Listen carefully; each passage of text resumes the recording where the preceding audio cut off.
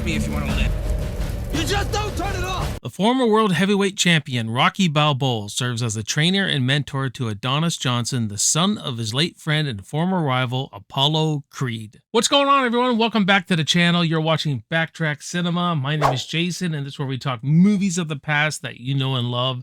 And welcome to my Creed review. So we're done the Rocky reviews. Now we are on the Creed reviews, the spin-off of the Rocky franchise. And I mean, when this was first announced in 2014, probably, I think it came out in 2015. So I was like, you know what? You put anything in the Rocky franchise, you say you're making a movie on, I'm going to be interested. I'm absolutely going to be interested. I love the character of Apollo Creed. So seeing his illegitimate son being trained by Rocky, I thought, yeah, I'm down for it. Let's see what you do with it. And when Stallone is playing Rocky in a spinoff, and he's not directing it, he's obviously backed it on some level. The big thing this movie does that I love is expanding the Rocky franchise, spinning off. I mean, so many other franchises do it, and this is my favorite franchise of all time, so why not? I would be completely down for a Mickey spinoff when he was younger. I would be down to see the rise of Apollo Creed. I would be down to see what happened to Clubber Lang. I just love these characters that much. So I would be completely down if they were doing spin-offs of these certain characters and stuff. But hit me up in the comments. What do you think of Creed? Do you like this movie? Don't you like it?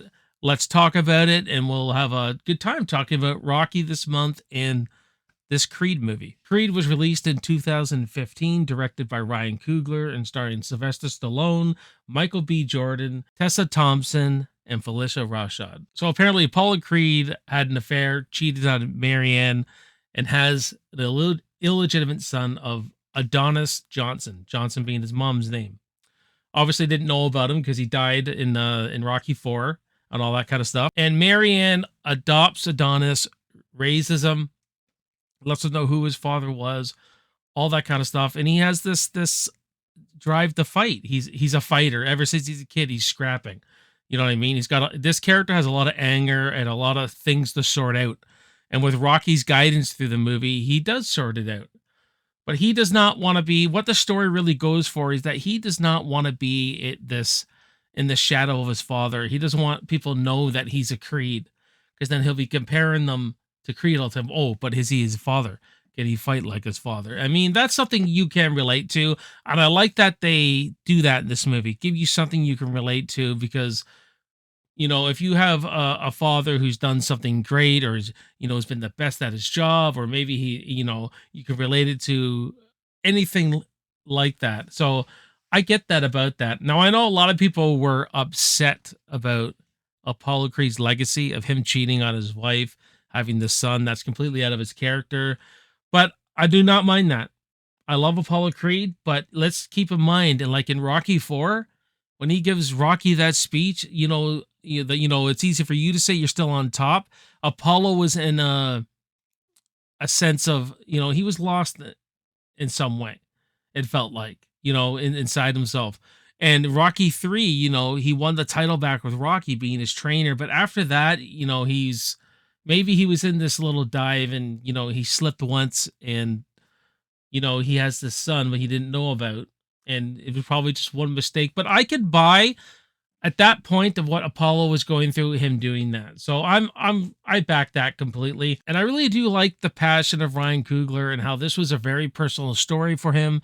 This was like a love letter to his father. He used to say, before a big game, a football game, his father would put Rocky II on for him in the training sequence. And so I really feel like there's a lot of love and passion put into this movie. Now, there are a lot of similarities to the original Rocky. Adonis gets a shot at the title. Adonis wants Rocky to train him. Rocky being like this Mickey figure now. But he's reluctant to train him. It's just all maneuvered differently. But at the end of the day, it's still kind of the Rocky story. It's still an underdog story, but with some different themes going for it. There's some different emotions. And I will say, you got to understand something about me. I'm a Rocky purist. Like those first two Rocky movies, and I'm just a Rocky purist. So when you start playing in this sandbox, I don't care what you're calling it. This is still the Rocky franchise. This, it's about Creed and everything, but Rocky's still in it. Rocky is still the heart. These Creed films will not endure like the Rocky franchise has. Trust me on that. When we're talking about this 30 years from now, you're going to still think of Rocky. You're not going to be going Creed. Creed's like this spin-off. We're just visiting different characters in that same world. But I mean, Rocky's too iconic. Rocky's too powerful. Rocky goes beyond a movie. But you may not like that I say that, but that's just the way it is, man, for me. We find Adonis quitting his job, heading to Philly because no one will train him. And he seeks out Rocky, tells Rocky, I'm Apollo Creed's son. He's reluctant to train him at first. Something gets sparked inside of him, and then he decides to train Adonis. And this is where, we find Rocky. We're finding Rocky in a state of just, he got that fight out of him in Rocky Balboa, and he's in a state of just, he's living each day as it goes. There's no real fight in him. He's just going through the routine of life. Now, in regards to where Rocky is too, I think they opened up a can of worms that was so well handled in Rocky Balboa. He repaired the relationship with his son. He got the stuff out of the basement. This is like, I think 10 years later or something like that. And he's still at odds with his son. I get it. If you bring Robert into it, if you have Rocky and Robert talking all the time, if there's not that broken relationship, we can't really narrate Rocky's storyline in this, and it would take away from the Creed Rocky thing. I get it, but man, he had such a perfect ending there that I just don't buy Robert not talking to his father for this long. I just don't buy it, but I get why they did it. But so I have my 2 cents into that. But the biggest part of this, the biggest heart is Rocky, and I just love seeing how he trains Adonis through this.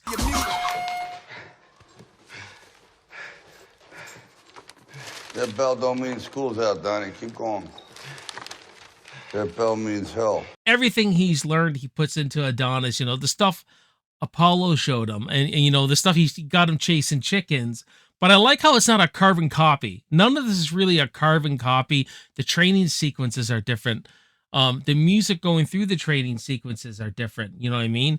But he's really got to he's got to beat that anger. He's got to beat that attitude out of Adonis.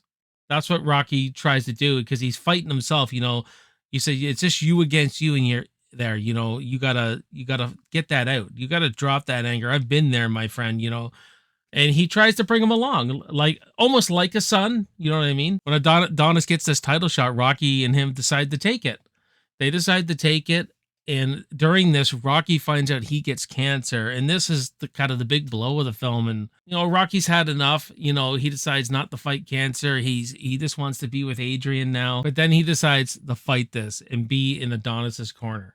It gives him something to live for. It gives him something to get up every morning for and be excited about. And so you see Rocky battling cancer. Meanwhile, he's got him training. I do like the training montages. Instead of him climbing the steps like Rocky did, he's running down the street, but he's got to keep up with these guys doing these dirt bikes and everything like that. I thought that was kind of cool. Anytime you get people training in the streets of Philly, it's raw, it's grime, it's gritty.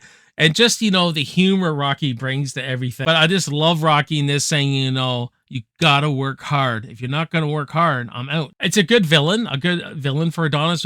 Pretty Ricky Conlon.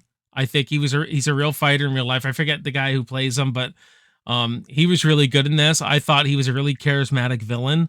He's had a real intimidation factor to him. He had a real deadly aurora about him. And especially when they get into the fight and everything like that.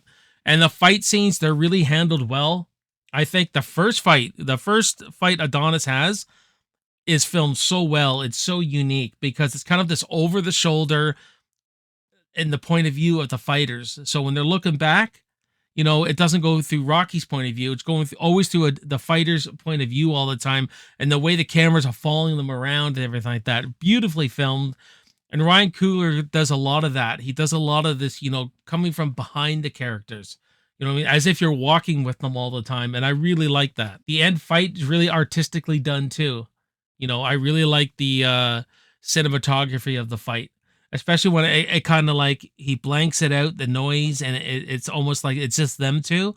And that's the way it would feel with fighters. Yeah, alone in the ring. You know what I mean? Just that feeling of loneliness in the ring. And cueing the Rocky music at the end of the fight where Adonis knocks Ricky Pretty Colin down and, you know, goes the distance and all that kind of stuff is really good. But the real thing I really love, the arc of Adonis's character, you know, him living in his dad's shadow, and Rocky saying, "You've proved enough. You don't have to go anymore. You know, you don't have to go anymore." He goes, I have to know. And Rocky's like, "No, what? That I'm not a mistake." I should have stopped this one with your father. I'm stopping this one now. Don't, okay? Let me finish. I gotta prove it. Prove what? I'm not a mistake. Icing on the top of the movie, because he feels like he was a mistake, because he's a legitimate son. What have it on this earth for? Am I as good as my father? Do I live up to my father? Am I really part of him? And I love that when he said that. And Rocky says, "Then you go knock his ass out." Right? I really like that. I really, really like the music too, guys. I think the music really suits this film. I really like the score in this film. It's never going to be as iconic as Rocky. Let's just not go down that road because it never will. But I thought it was a really decent score. We're also introduced to Bianca. There is a little love story here between Adonis and Bianca. Bianca being a musician who's losing her hearing. So that adds some weight too into it. It's not really the focus. Like the Rocky 1 is the greatest love story ever. That's not really what this is. And like I said, it's not supposed to be a carbon copy, but you know, we see Adonis being trained by Rocky. We see him, you know, getting better as a fighter. We see him letting the anger go. We see him fall in love with Bianca. So, you know, retreading a lot of those Rocky vibes, but not a complete carbon copy. One thing I didn't really like is we see Rocky go to Adrian's grave and he puts a bottle and we find out, oh, Paulie's dead too? And Burt Young was alive at the time. I don't know if he wanted to do this movie. I have no idea, guys. But again, Stallone did it in Rocky Balboa where we never got to go through that Adrian's death. I mean, same here with Paulie. I mean, like, oh man, like Paulie's just dead. That's it. That's all we get. And, you know, because Rocky's completely alone now. I wanted more. I wanted more out of that. You know what I mean? I wanted to, you know, again, even a flashback would have done something. Just put a bottle on his grave. Oh, Paulie's dead. Okay. Legendary character just killed. So didn't like that. Didn't like that. The deleted scenes in this. Now, if you just saw the theatrical cut, you didn't know there was nothing deleted. It wouldn't bother you, but there's a couple of really good scenes in here. You got this deleted scene of Rocky talking to Adrian at the grave of how he wished he did better with their son, how he raised him better. You know, he wants to leave something. He wants to pass something on, and that's why he says, "I'm gonna be with this kid. I'm gonna be there for his fight, you know, with Creed and everything." And it's kind of like this little second chance, and it's a great. I don't know why it was deleted. I have no freaking clue.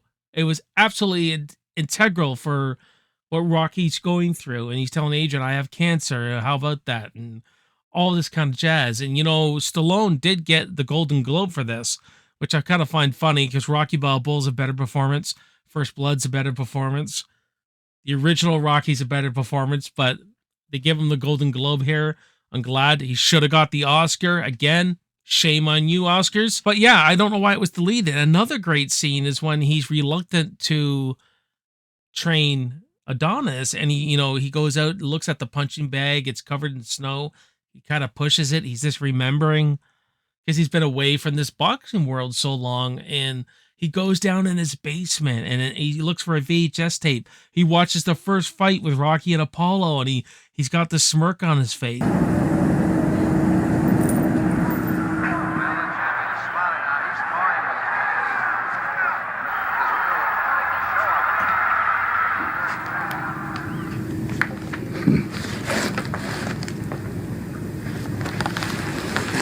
He sees Adonis and Apollo there, and he's just remembering those when he got his shot, you know what I mean? And almost like how Mickey was turning him away, saying, "You're a tomato." He's almost doing the same thing. Someone really needs his help. And then he goes upstairs, opens a scrapbook. He sees him and Apollo at the press conference, and he's just kind of like just remembering. And then he sees Adrian, and he just puts his finger on the fingers on Adrian, and how he really, it's all in his performance. How he really misses her. This would have took nothing away from the movie. I cannot believe it was cut. Can't believe it, man. Those are just real nitpicks, though, guys, and just things I just wish they would have handled better. But other than that, Creed is it's a really good spinoff. It's a really good spinoff. It's for the modern audience, I think, who are not Rocky fans are really gonna like it. It's not gonna endure. It doesn't have the same heart that Rocky has, but it is very, very good with a lot of love and passion put into it. I'm gonna give Creed from 2015 a solid B. So what about you guys? Let me know in the comments what you think of Creed. Does this movie work for you, or does it not work for you as much? You like a Rocky purist like me? I want to hear from the Rocky purists. That I want to hear from the real big fans who love Creed. Let's have a healthy discussion in those comments. Go down the rabbit hole, check out all the Rocky reviews I've done. We'll have a good time talking about those. And look for the top 50 Rocky moments video coming up. That was a blast to put together. That's coming up soon, guys, so check that out. My name is Jason. You're watching Backtrack Cinema. I will see you next time, and I will see you in the movies. Cheers.